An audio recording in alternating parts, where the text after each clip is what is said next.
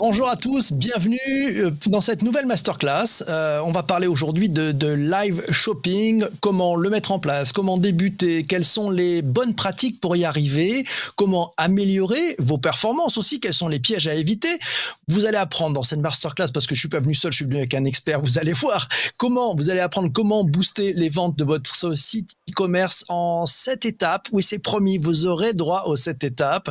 L'objectif, c'est de vous apporter une connaissance actionnable facilement pour que vous puissiez vous lancer dans le live commerce rapidement. Alors pour en discuter, je vous le disais, je suis pas venu seul. J'ai le plaisir d'accueillir Antoine Leclerc, c'est le CEO de Cast.tv. C'est une solution de live shopping pour le e-commerce. Elle est utilisée aujourd'hui par la Fnac, par Darty, par Boulanger, par Clarins, par Adidas, par Dyson, par Lego, par Cdiscount, par Cultura, par Philips, Magimix, Moulinex aussi, n'en jetez plus. Bonjour Antoine, tout ça pour toi. Bravo, bonjour. Bonjour PPC, enchanté. Antoine, merci d'être là. Tu es un start-upper e-commerce, ça fait plus de 10 ans que tu es à l'aise avec ça. On dit de toi, il se murmure que tu ajouterais un peu d'humain dans le e-commerce. Je voudrais que tu nous parles un petit peu de Cast TV. C'est quoi votre métier et à quoi vous servez et pour qui vous travaillez ? Alors nous aujourd'hui, notre métier, c'est d'apporter effectivement cette touche d'humain, d'humaniser le commerce digital. Et nous, on va proposer une solution d'animation commerciale en digital à destination des distributeurs et à destination des marques dans un objectif de mieux vendre leurs produits en ligne. Ouais, alors, moi je voudrais qu'on creuse un petit peu parce que quand on parle de vendre avec du live commerce, en vrai, on parle de quoi ? En fait, on parle de la vente classiquement, c'est-à-dire la vente comme quand tu es en magasin et que tu vends des produits face à face avec un client, sauf que on va faire ça sur le magasin qui est digital avec une personne qui va vendre des produits. Au lieu qu'elle soit en face des gens physiquement, elle va être en face d'une caméra, bien installée, et puis elle va présenter les produits exactement comme elle le ferait en magasin. D'accord, donc c'est du face à face, mais par écran interposé, c'est ça ? Exactement. Alors la différence aussi, c'est que c'est pas juste un écran comme une visio, comme ce que tu peux voir là. C'est-à-dire qu'en fait, quand tu fais du live commerce, il pourrait y avoir 5000 personnes qui sont en train de nous regarder aujourd'hui. Si je prends l'exemple d'Electrodépôt hier, sur lequel on a fait un très beau live avec Monsieur Greux, qui est un influenceur du coup spécialisé sur la partie technique et les très belles télé TCL. Là, il y avait, je sais plus combien il y avait de milliers de personnes, mais il y avait des milliers de personnes qui regardaient le live et qui interagissaient directement sur le site d'Electrodépôt. Donc en fait, si tu veux, vraiment le live commerce, c'est de se dire, on prend exactement ce qui se passait en magasin, mais on le met en face d'énormément de personnes sur le magasin digital. Tu vas nous expliquer tout ça. Ce que je voudrais, c'est, tu sais, pour celles et ceux qui nous regardent, je voudrais que tu nous précises en quoi cette masterclass est importante, selon toi. En fait, ce qui va se passer dans les prochaines années, c'est que le commerce digital va changer. C'est-à-dire qu'il va finalement s'humaniser de plus en plus rapidement. Et en tant que consommateur, c'est extrêmement agréable de consommer un live commerce. Ça te permet d'apprendre des choses sur le produit, de vivre une expérience souvent enrichissante, mais aussi divertissante. Et naturellement, en tant que consommateur, tu vas avoir tendance à consommer de plus en plus ce type de contenu. Pas forcément de parler juste de ce qui se passe en Chine, mais effectivement, la Chine, il se passe beaucoup de choses. Là, l'objectif, ça va être pour les distributeurs de proposer les meilleures expériences parce qu'à un moment, il va y avoir une guerre finalement de l'animation commerciale en digital. Et naturellement, ceux qui auront déployé de l'animation commerciale ou du live commerce sur leur site e-commerce seront en position de force par rapport aux autres, évidemment. Ok, alors les principaux enjeux de cette masterclass pour nos spectateurs et nos participants, selon toi, qu'est-ce qui est vraiment en jeu ? Qu'est-ce qui est au cœur de ce live shopping ? En fait, la question, c'est surtout aujourd'hui comment tu démarres. C'est-à-dire comment tu mets en place du live commerce pour te permettre de te lancer. Parce que quand on entend live commerce, on entend, aujourd'hui c'est un mot assez galvaudé, on entend énormément de choses. Mais comment tu te lances ? C'est quoi les clés et vraiment l'objectif de cette masterclass, c'est vraiment de donner les clés aux e-commerçants, aux distributeurs pour se lancer de manière facile, sereine, sachant que tu n'es pas obligé de surinvestir sur des événements de live commerce. Tu peux très bien y aller petit à petit, apprendre, mais l'important, c'est de prendre le train. Parce que si tu prends pas le train, le risque, c'est qu'il passe et qu'en fait, tu vas avoir des acteurs qui vont être beaucoup plus avancés que toi et finalement, tu vas devoir rattraper ton retard. Alors qu'aujourd'hui, finalement, le terrain est quand même assez neutre, c'est assez nouveau. Donc, tout le monde est à peu près au même niveau, tous ceux qui démarrent. D'accord, donc tous ceux qui veulent s'y mettre sont à peu près sur la même ligne de départ, mais tu as repéré toi et puis certains de tes clients ont pris de l'avance grâce à toi. Est-ce que tu peux nous donner quelques exemples d'entreprises qui vraiment excellent dans le live shopping selon toi ? Alors, c'est compliqué de choisir parmi nos clients. Hein. Si tu veux, quand tu regardes chez nos clients, ils sont enfin vraiment, ils font les choses très bien et c'est des choses qu'on apprécie.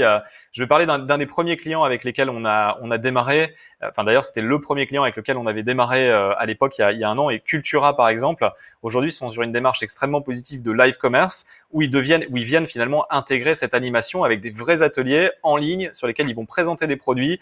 C'est vraiment un événement à la fois hyper instructif et en plus divertissant parce que tu apprends des choses et tu te divertis en même temps. Hyper intéressant. En parallèle, je vais parler d'un de nos clients qui arrive assez rapidement, comme par exemple la Fnac.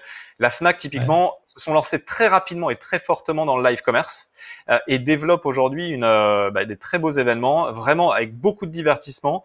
Et ça, si tu veux, c'est des mécaniques différentes finalement en termes de live commerce entre Cultura et la Fnac, mais elles ont toutes les deux une valeur extrêmement forte pour leurs clients, avec une approche qui est différente, mais qui apporte énormément de valeur. Tu peux nous donner un petit peu un exemple, par exemple pour la Fnac, ils structurent ça comment, ça se passe comment, voilà, et c'est quel type de produits qui sont mis en avant, qui sont vendus et en quoi ça amène une véritable expérience aux participants. Alors, sur la Fnac, déjà, ce qu'il faut savoir, c'est qu'il y a différentes typologies de sessions. Tu vas avoir des sessions gaming, tu vas avoir des sessions high-tech, tu vas avoir des sessions maison. Et au travers de ces différentes sessions, tu vas avoir des gens finalement de petits événements autour, enfin de gros événements autour du live commerce qui vont te permettre de découvrir différentes typologies du produit. Donc, inutile de dire que sur l'high-tech, on va parler des Samsung, des S21, on va parler des téléphones Oppo, on va parler des téléviseurs. Sur la partie maison, on va plutôt parler, alors aussi avec Darty, de tout ce qui est robot cuisine. On va parler de Magimix, on va parler de Moulinex, etc., etc. Donc en fait, ce type d'opération. Et ensuite, en fonction des opérations, et c'est peut-être le premier point, en tout cas dans les 7 éléments clés, c'est vraiment que ces opérations, elles sont extrêmement bien préparées.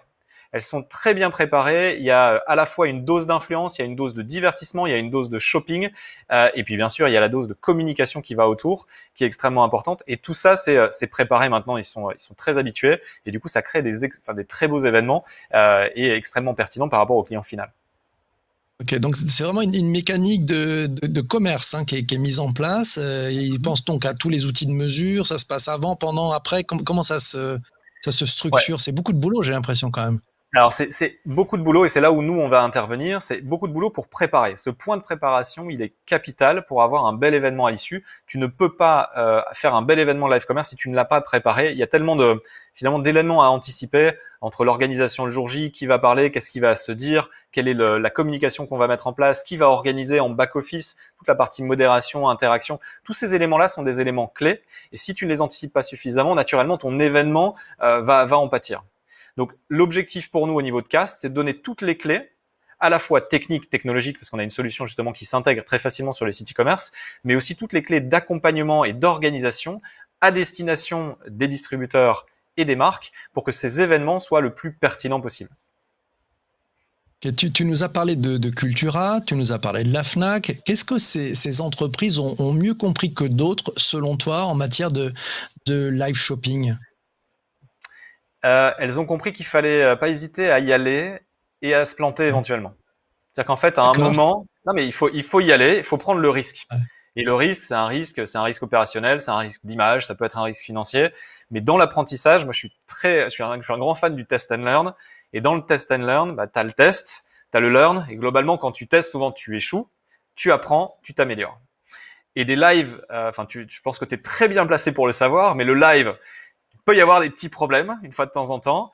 Quand tu as 200, 300, 500, 1000 ou 2000 personnes qui sont en face de toi, il faut pas hésiter à y aller. Il faut se dire, il faut apprendre finalement de ces échecs. Bien sûr, faut pas faire n'importe quoi. Faut s'entourer d'experts. Il faut bien préparer les choses. Faut pas y aller en dilettante. Mais ces entreprises, qu'est-ce qu'elles ont compris? Elles ont compris qu'il fallait y aller. Il fallait prendre le risque. Et puis après, par contre, on s'entoure des bons experts et on y va et on avance et on s'améliore de jour en jour. C'est vraiment le point clé qu'elles ont. Ouais, moi, je voudrais savoir, justement, pour y aller, passer à l'acte, parce que bon, si on se dit tout de suite, on va avoir, je sais pas, 5 000, 10 000, 100 000 personnes, ça fait un peu peur.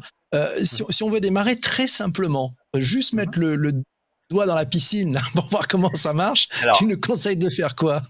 Alors, en fait, la première étape, je t'ai dit, c'est déjà de bien préparer l'opération. La deuxième étape, c'est d'intégrer cette opération à l'intérieur de ton parcours client. Pourquoi tu vas vouloir l'intégrer dans ton parcours client? Parce que tu vas vouloir que ça devienne un contenu additionnel par rapport à ce que les gens voient sur ton site. Donc, si tu veux pas te planter, tu prépares bien ton opération et tu la mets à un endroit où les gens vont s'attendre à la voir. Et ils vont s'attendre à la voir où? chez toi quand ils vont arriver, sur les fiches produits, sur des pages peut-être de destination.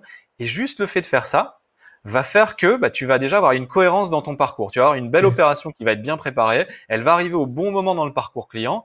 Et déjà, juste là, tu peux y aller. Après, en termes de préparation, on pourrait descendre encore plus dans la préparation sur la typologie de caméra. C'est pas du tout le sujet, on va pas rentrer là-dessus. Mais sur les caméras utilisées, est-ce que tu prends une équipe spécialisée ou pas? Mais tu peux très bien faire un très beau live commerce juste avec un téléphone. Dès lors où il est bien préparé, tu sais ce que tu vas dire, tu as la bonne personne. Dès lors où il sera au bon endroit, ça ira. Donc tu montes pas un barnum, tu le fais vraiment à l'endroit de ton funnel, au bon endroit, tu le fais de façon très simple, histoire de commencer à apprendre à courir, c'est ça en fait, hein, ton histoire.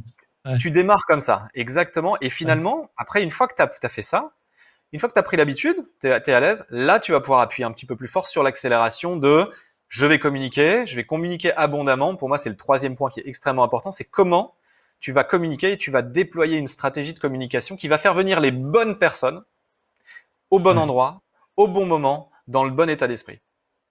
D'accord. Ok, alors ça, c'est quand tu es déjà à l'aise. Tu as déjà fait des premiers lives, tu t'as dit, tiens, on a testé des briques et puis on va rajouter des briques supplémentaires pour faire savoir, pour générer du monde. Ok. Tiens, premier reco pour celles et ceux qui voudraient y aller, tu dis il faut le faire avec des animateurs professionnels ou au contraire, prenons des vendeurs qui sont pros, qui connaissent vraiment bien leurs produits et c'est eux qu'on va essayer de mettre en scène. C'est quoi ta reco? Le faire par l'interne ou passer par des animateurs professionnels pour démarrer? Ça va vraiment dépendre de la typologie d'opération que tu souhaites. Ça veut dire que tu pourrais avoir des vendeurs en interne qui se débrouillent très bien. Nous, on a des clients, je prends l'exemple de boulanger. On a des vendeurs chez Boulanger qui se débrouillent extrêmement bien sur l'animation commerciale en digital. D'ailleurs, c'est hallucinant. Ils sont vendeurs en magasin, mais en fait, ils ont la capacité de le faire devant une caméra aussi facilement. Et ça, si tu veux, c'est vraiment un art. Donc, tu peux très bien le faire avec des gens qui sont, des gens dont ce n'est pas le métier. Mais en fait, c'est le métier, pas forcément de le faire devant une caméra, mais c'est le métier de le faire en face à face. De l'autre côté, il y a des profils qui sont parfaits pour ça.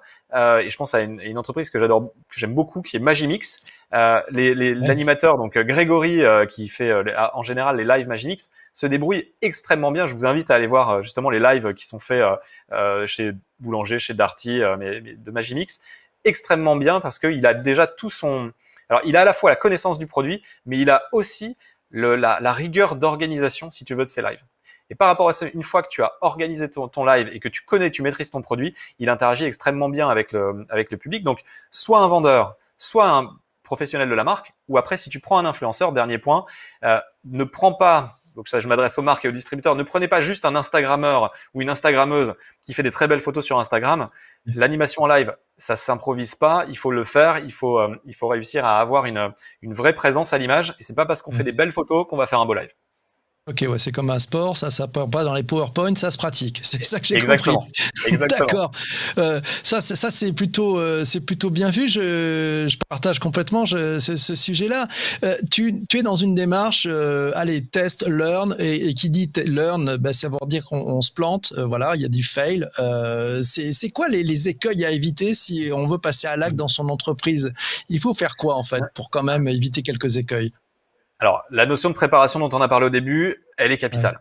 Ouais. Et nous, maintenant, quand on met en place des opérations de live commerce, on a des grilles d'analyse de la situation et du projet de live qui va te permettre de limiter en tout cas les risques. Le risque zéro n'existe pas.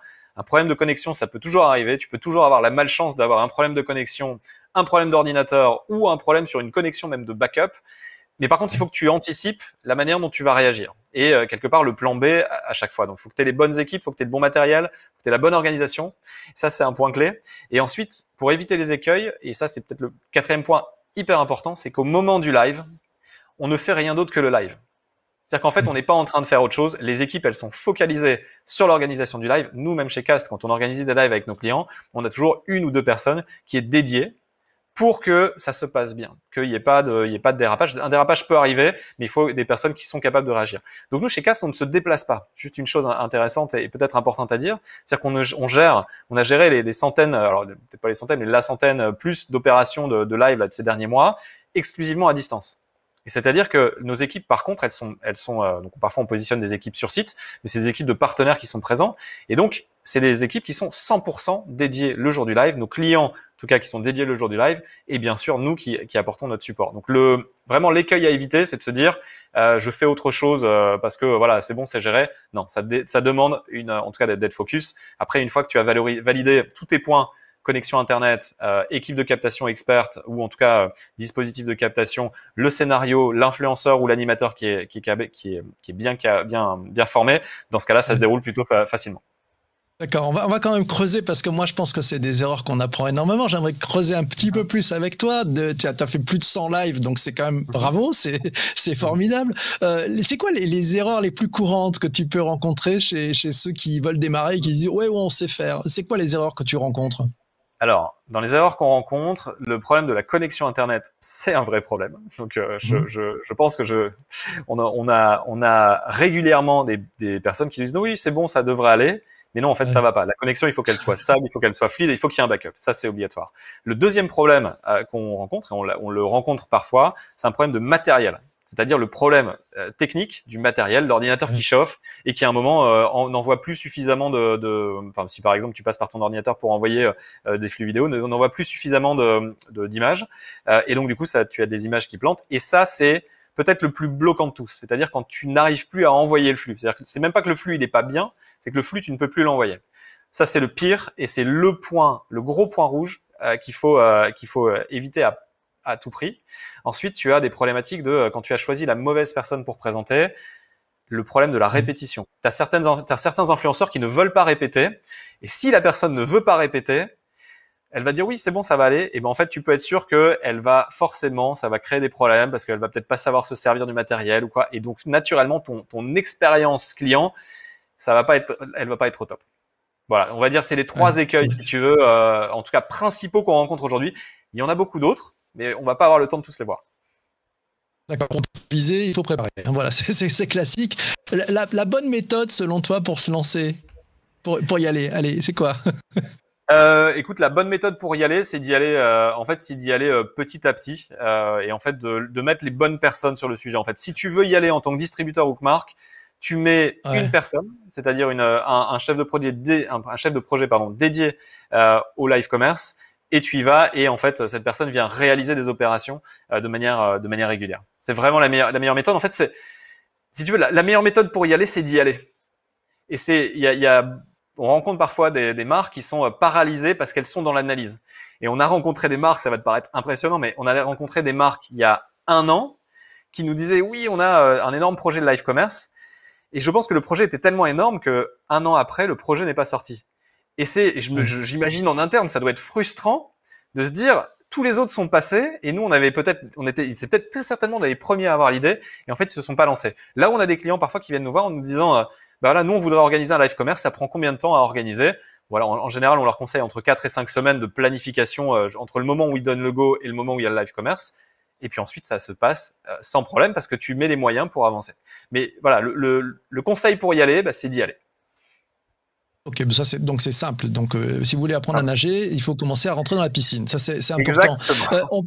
On parle du live shopping. Alors, peut-être que certains d'entre nous et ceux qui sont présents avec nous se disent bon, bah, ok, il faut monter une tuyauterie spécifique. L'aspect social live shopping, tu sais, ces marques qui viennent aussi vendre à travers les réseaux sociaux en direct, que ça soit sur Facebook, sur YouTube, sur Twitch, sur Twitter. C'est à peu près la même chose ou pas par rapport à ce dont tu me parlais tout à l'heure? En fait, c'est exactement la même chose. Après, c'est une question de canal. Ça veut dire quel canal tu utilises. Est-ce que tu utilises ton site e-commerce? Si tu utilises ton site e-commerce, ce qu'on est en train de voir avec le live commerce, c'est que de plus en plus, on est en train d'intégrer des fonctions sociales. Le live commerce, c'est du social shopping. Il y a juste que ça se fait dans l'environnement du e-commerce. De l'autre côté, sur les réseaux sociaux, ce qui est intéressant, c'est qu'à l'inverse, les réseaux sociaux qui sont très orientés social sont en train d'intégrer du shopping. Et donc en fait, Facebook qui a lancé ses live shopping Fridays aux États-Unis, toute la partie, tous les réseaux sociaux, TikTok s'y met. Là, il lance avec, je pense, L'Oréal les premières opérations. Et en fait, voilà, si tu veux, t'as ce genre de convergence qui est en train d'arriver entre les plateformes e-commerce qui intègrent du social et les plateformes sociales qui intègrent du e-commerce. Et si tu veux, dans tous les cas, ça reste du commerce. À un moment, il faut que tu touches ton audience. Après, il y a une question de parcours client. Et le parcours client, si tu veux, pour fluidifier au maximum le parcours de ton client, c'est quand même toujours beaucoup plus simple quand tu es déjà dans l'environnement d'achat, qui est le site e-commerce, qui va te permettre d'ajouter tes produits à ton panier pendant que tu es en train de regarder le live et puis de passer à la caisse de manière quasiment transparente. Ça, c'est pour nous un point important et c'est pour ça que chez Cast, on s'intègre directement sur les sites e-commerce et on va permettre finalement à nos marques et à nos e-commerçants vraiment d'organiser les opérations chez eux. Maintenant, c'est pas pour ça qu'on s'interdit de multidiffuser ces opérations sur les réseaux sociaux en même temps. C'est-à-dire qu'il y a certaines opérations, on a fait, tu vois, pour prendre un exemple très récent, avec Sephora mercredi, sur Natacha Denona, on a multidiffusé le live sur 5 pays différents, avec Cast et une multidiffusion en plus sur YouTube. Et donc, si tu veux, on a été valorisé au maximum le réseau de Sephora et de Natacha Denona, et on aurait pu faire ça sur Facebook, Twitter, Twitch et les autres réseaux. Et les marques sont dans une posture où elles rebondissent sur les commentaires de celles et ceux qui participent en live, qui mettent des commentaires, qui posent des questions, ou c'est quand même vraiment une démarche où tout est prévu et puis on diffuse notre message, ou au contraire il y a ces boucles de rétroaction avec les commentaires des participants à ces sessions de live shopping. Elles s'en servent ou pas? Alors, ça va dépendre, mais nous, on leur conseille fortement de s'en servir parce que c'est aussi un moment où tu interagis, où tu connectes avec ta communauté. Et l'intérêt du live, à la différence du téléshopping qui n'était pas en live, l'intérêt du live, c'est quand même que quand tu regardes un live, tu poses une question, tu as une réponse en direct, tu as cet effet génial, parce que tu as une réponse en direct, c'est l'effet waouh. Et donc, oui, bien sûr, les marques à la fois répondent au travers des animateurs qui font live, mais en plus, les marques et les distributeurs sont présents dans les chats pour modérer, répondre à des questions, interagir aussi en chat avec l'audience. Ce qui fait qu'en fait, il y a vraiment cette double discussion où tu peux être sur ton smartphone en train de consommer et de consulter un live commerce, avoir une question sur le produit, tu poses ta question, la personne qui présente à l'écran, elle va t'expliquer, et puis derrière, tu vas avoir un complément d'information en chat par le modérateur ou un animateur qui est présent dans le chat. Okay. Alors tiens, j'aimerais que tu fasses un premier cadeau parce que tu es venu avec plein de cadeaux pour les participants à cette masterclass. Le premier, c'est que ça leur a donné l'idée, ils ont envie de foncer, de se dire tiens, allez, on va se mettre au live shopping. Il va falloir que j'en parle à mon patron. Et la première question qu'il va me poser, ok, mais qu'est-ce que ça va me rapporter? Qu'est-ce que ça va nous rapporter? On va y gagner quoi dans cette aventure? Antoine, on y gagne quoi en faisant ça? Alors, tu gagnes pas mal de choses. Il y a du tangible et il y a de l'intangible. Sur la partie tangible, naturellement, tu vas amener du trafic, parce que finalement, tu vas communiquer, tu vas créer un événement, tu vas ramener du trafic. Deuxième partie, c'est que tu vas ramener du taux de conversion. L'objectif du live commerce, c'est que ce soit des événements qui soient convaincants. Alors attention, c'est pas parce que tu déploies du live commerce que naturellement tu vas avoir plus de conversion. Mais si tu suis bien les règles et si tu coches bien les cases, tu vas avoir des événements qui vont booster tes taux de conversion et de manière encore tangible, tu vas booster tes paniers moyens. L'intérêt du live commerce, encore une fois, c'est que je vais te présenter ce téléphone et puis je vais te présenter par exemple ces écouteurs et je vais pouvoir te dire qu'ils fonctionnent extrêmement bien ensemble. Je vais pouvoir te faire l'article et naturellement tu vas dire effectivement ça fait quand même vraiment sens. Beaucoup plus que si tu étais juste sur une fiche produit ou sur lequel tu avais des jolies photos et si tu avais un produit conseillé qui était juste les écouteurs. Tu vois là, donc ça c'est vraiment du tangible. Déjà il y a des bénéfices. Ouais. Donc ça déjà c'est du bénéfice. Après encore une fois, c'est pas magique, c'est-à-dire que tu dois cocher quand même certaines règles. C'est aussi pour ça qu'on est là aujourd'hui dans l'objectif de donner des clés pour pouvoir avancer.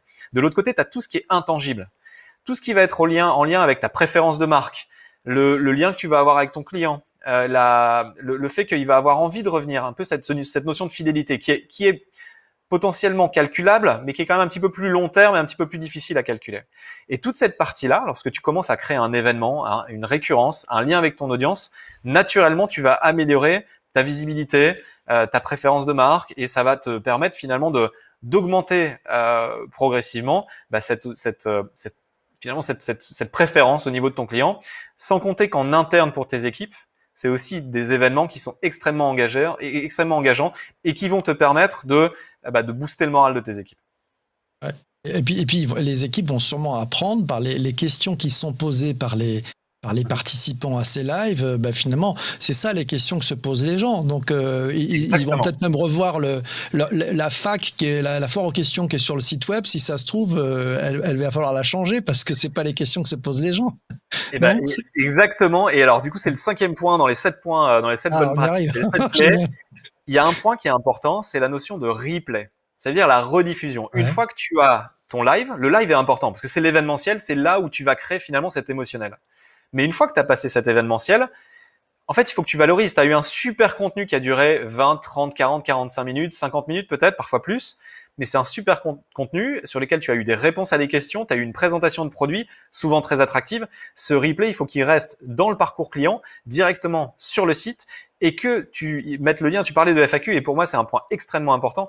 Dans Cast, on intègre une FAQ directement dans la consultation du replay. Ce qui fait que tu vois toutes les questions qui ont été posées durant le live, et tu peux cliquer sur la question pour revenir directement au moment du replay où la réponse est apportée. Je prends l'exemple souvent avec Leroy Merlin d'une opération qu'on a faite, et ceux avec qui on a déjà échangé, et à qui j'ai déjà fait la présentation, vous rigolez, mais on a fait une opération de live commerce avec Leroy Merlin, avec une super marque qui s'appelle AEG, et on a présenté 4 outils électroportatifs. Et notamment, à un moment, tu avais une question sur la batterie. Et en fait, la batterie, est-ce que la batterie a une jauge d'indication? Tu as une question très simple. Sauf la réponse, tu pourrais juste avoir une petite coche dans un site e-commerce. Oui, la batterie a une jauge d'indication de durée. Là, en fait, il y a une personne qui a posé cette question-là durant le live. L'animateur, qu'est-ce qu'il a fait? Il a dit, bah oui, effectivement, Nathalie, il y a une jauge.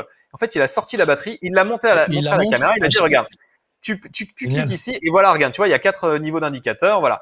Et du coup, ce qui fait qu'en fait, ça t'apporte un contenu tellement énorme que, bah oui, il faut le valoriser. C'est un contenu que tu dois valoriser dans ton parcours client. Et aujourd'hui, si tu vas sur je vous invite en tout cas à le faire si vous regardez, allez sur les fiches de la subcompact d'AEG sur le site de Leroy Merlin. Vous cherchez subcompact sur Leroy Merlin. Vous pouvez le faire tout de suite. Et vous verrez, vous cliquez par exemple sur la mini-scie et vous aurez le petit widget Cast qui vous dira qu'un live a eu lieu. Vous pouvez cliquer, vous allez regarder, vous allez voir Renaud, l'animateur qui a présenté ce produit. Il va vous montrer la mini-scie. D'ailleurs, en plus, quand vous arrivez d'une fiche produit, donc par exemple de la mini-scie, vous arrivez pile poil au moment du replay où la mini-scie est présentée. Ah, c'est bien fait quand même, c'est bien fait. Et tu vois, voilà, on a fait un petit peu les choses correctement. C'est plutôt bien fait. Et l'objectif, c'est que du coup, pour ton client, tu vois, quand on disait d'intégrer dans le parcours client, tu arrives au moment où finalement le produit est présenté, c'est hyper pertinent pour toi. Voilà, réponse un peu longue, mais je pense que ça valait la peine. Non, mais c'est intéressant de se dire qu'il y a dans les intangibles, il y a plein de choses. Il y a sûrement, et puis aussi, tu le disais, les collaborateurs qui se prêtent au jeu de faire du live petit à petit, plus ils en font, plus ils progressent et plus ils vont sûrement apprécier cette technique. Alors, vous avez bien fait de rester jusqu'à présent. Vous avez bien fait de rester jusqu'à présent parce que c'est le moment cadeau. Ah oui, c'est le moment cadeau. Eh oui. Antoine n'est pas venu tout seul. Il est venu avec les 7 étapes, les 7 étapes clés pour se lancer dans le live shopping. Et en fait, il va nous les donner maintenant en résumé. Antoine, un exercice de synthèse. Les 7 étapes, on t'écoute. Sois brillant. Première étape, c'est de bien penser l'opération en amont. Donc, vous avez compris, un live commerce, c'est pas j'allume mon téléphone et je fais mon live. Ça se prépare. Donc, il y a une question d'organisation. Je vais pas détailler ici parce qu'on n'aura pas le temps, mais en tout cas, organisation. La deuxième étape, c'est d'intégrer le live dans le parcours client. C'est-à-dire, vous arrivez à un moment, vous allez sur le site, vous arrivez sur le live, il tombe sous le sens. C'est-à-dire, soit il est sur une page de destination, soit il est sur votre fiche produit. C'est hyper important que ce soit au bon endroit, logique dans votre parcours client. La troisième étape, c'est de communiquer abondamment sur le live. Ça veut dire que lorsque vous aurez pris un petit peu, on va dire, l'usage, vous allez pouvoir investir, communiquer sur les réseaux sociaux, communiquer sur votre site. Et il faut que vous ayez à terme, en tout cas, un maximum de personnes, puisque c'est ce qui va aussi définir le niveau de performance que vous allez avoir sur votre live. La quatrième étape, c'est de profiter du live, mais d'être hyper focus sur le live. C'est-à-dire que lorsque vous faites le live, on fait pas 36 autres choses. On est focus sur le live, c'est-à-dire le présentateur présente le live, les modérateurs modèrent. Il n'y a pas 3 événements prévus en même temps. Ça, c'est un point hyper important. Être focus le jour du live. La cinquième étape, c'est de valoriser le replay. Le contenu du live, il est hyper pertinent, il est hyper émotionnel. Ça vous permet de driver du monde et c'est super. Le contenu du replay, il doit être super, il doit être positionné aussi pareil dans aux bons endroits finalement, aux bonnes étapes du parcours client. Il faut qu'il soit qualitatif, il faut qu'il soit nettoyé, mais le replay doit rester disponible le plus longtemps possible tant que c'est pertinent pour le produit. La sixième étape, c'est d'analyser les statistiques. Une fois que le live est passé, une fois que vous avez aussi un petit peu d'usage sur le replay, analysez ce qui s'est passé, voyez comment ça s'est passé, c'est-à-dire combien de temps les gens ont passé sur le live, qu'est-ce qu'ils ont fait, est-ce qu'ils ont acheté, est-ce qu'ils n'ont pas acheté, est-ce qu'ils ont ajouté au panier, mais ils sont pas passés à l'achat, est-ce qu'il n'y a pas un problème dans le tunnel de conversion, comprendre tout ça. Est-ce qu'on a on a communiqué, mais on a communiqué 1 heure avant, on a eu un pic d'audience, puis finalement on n'en a pas eu jusqu'au moment du live.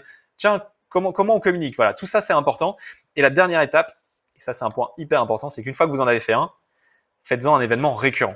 C'est-à-dire, ne faites pas des événements one-shot parce que vous allez vite vous rendre compte que faire des événements en one-shot, c'est énormément de travail. Mais faites des événements récurrents, créez finalement un rendez-vous avec votre communauté et vous verrez, en fait, tout sera plus simple. Tout sera plus simple en termes de communication, d'organisation et de performance. Bah, dis donc, Voilà, ça a chapeau, l'air hein, faire sur de cette synthèse. étape, Voilà. c'était nickel. Alors, tu sais, moi, je suis un peu gourmand. Je vais te demander, il y a cette étape et puis il y a le bonus, quoi. Moi, j'ai envie de te demander, s'il y avait un bonus à nous donner, ton mot de la fin, ça serait quoi, Antoine?